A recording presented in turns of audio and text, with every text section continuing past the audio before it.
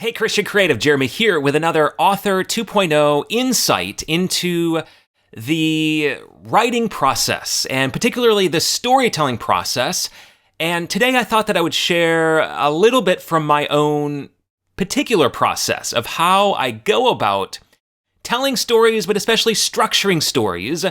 and a little bit of my own journey behind the trial and error that came from creating this framework and structure that has helped me write the 30-some novels and several short stories later. I'm going to share with you some resources, some books, as well as a bit of that framework to hopefully help you with your storytelling process. So, the StoryWise framework, as I've framed it, is something that I have developed over the last 10 years or so through trial and error, and really just coming at storytelling without any formal background, without formal training at university or writing workshops or instruction beforehand. I came to storytelling as a pastor and a minister who has a heart for our culture and for people's stories and journeys. And in pastoring, walking with people through their own stories, I began to see how stories themselves impact people's journeys and how people process their journeys and their own stories, and how the power of story and the power of the pen, whether good or bad, can be wielded in order to influence the shape and contours of people's beliefs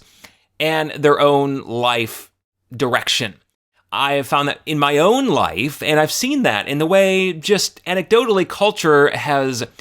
shifted and changed, and the direction that it has shifted and changed because of the stories that we tell ourselves, the stories that impact our culture and the contours of that culture. So I came into storytelling wanting to influence that direction in a way that would ignite faith in my world and connect people to the heart of God and broadcast the gospel in very practical ways. So when I decided to sit down during a National Novel Writing Month challenge, I came to the blank page with no clue what I was doing. But beforehand, I had researched a bit about how you tell a story and do this thing called storytelling. The first book that was super helpful was this book called The Writer's Journey, which was actually based around Joseph Campbell's The Hero's Journey, which, if you've looked at storytelling at all, you know that this is pretty much a foundational structure that has impacted especially Western storytelling, but mostly stories in general, have sort of followed this flow of the hero entering into an adventure and encountering a number of milestones along the way to come from a world as he knew it and change into a new hero and enter a new world based upon what he's learned and experienced. That really set me on sure footing when I came to write my first book, which was this spiritual coming-of-age story based loosely around my own spiritual journey and crisis of faith. So because I was writing a story about this hero, Peter Daniel Young, and his own change and development and journey, that was super helpful in structuring and influencing how I framed my story. Farther along, I started reading much more deeply into how you tell a story and how you structure a story so that it holds together and gives the reader a thrilling, exciting, enjoyable reading experience. The next couple books that I came across were a magical book called Story Engineering, which gave me a lot of the language and structure for my own framework that I have used ever since, by Larry Brooks. Highly recommend reading that book, along with Robert McKee's classic Story, which is another deep dive into the substance, structure, style, and principles of screenwriting, but that screenwriting structure in the 3-act structure is super helpful for storytellers and was vital for me in my own framing of storytelling that I've actually shifted into more of a 4-act structure with the, which I'll get to in a bit as I talk about that structure, that StoryWise framework. But that book, with an emphasis on screenwriting, really gave me the language and the structure for my own framework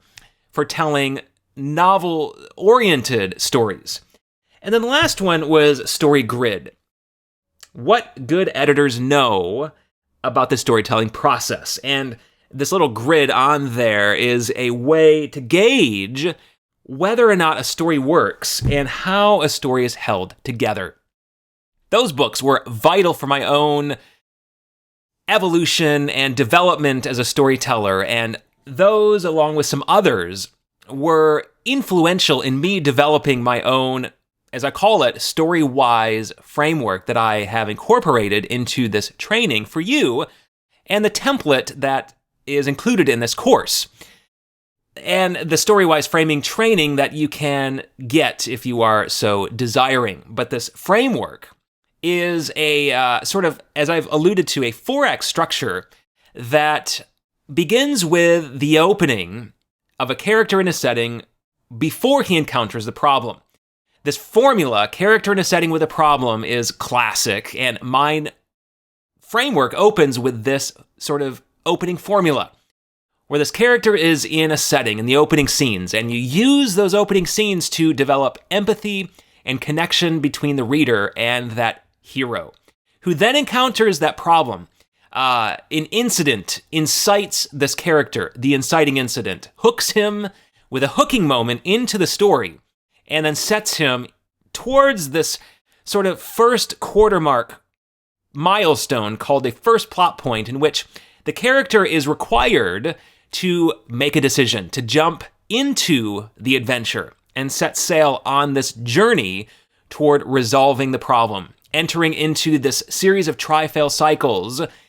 through the second part into the third part, landing into the fourth part where he begins to resolve that problem that was incited at the beginning.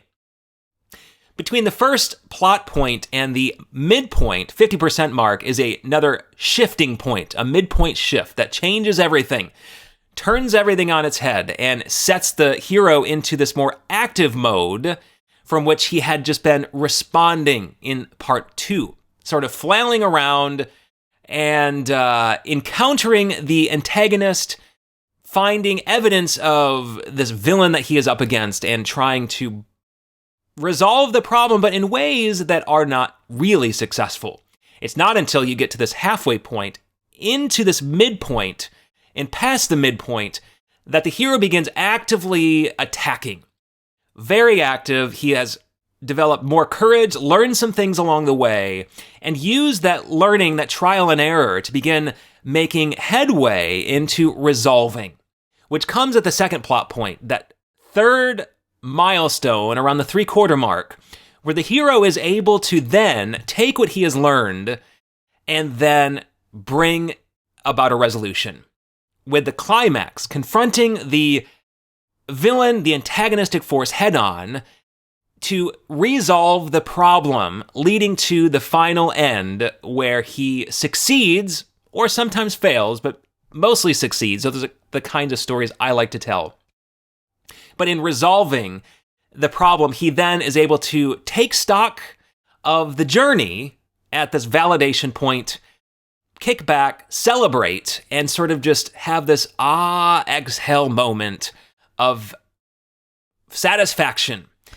where the reader themselves is able to take stock, sit back, and celebrate everything that they have been able to experience in the story.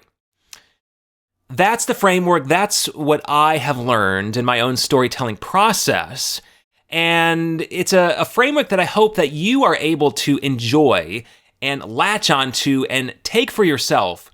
to aid your own storytelling, creating a sort of a framework through plotting and preparing beforehand, but also enjoying the discovery that comes from writing, knowing that you have a framework and a structure to give you a satisfying writing experience that is fun, that is also rooted in a framework and a structure that readers will also find satisfying and enjoying.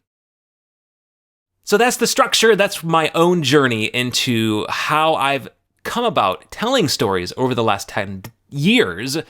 And I hope that it helps you on your own storytelling journey and that it frames for you how you tell stories and how you can give readers a satisfying read.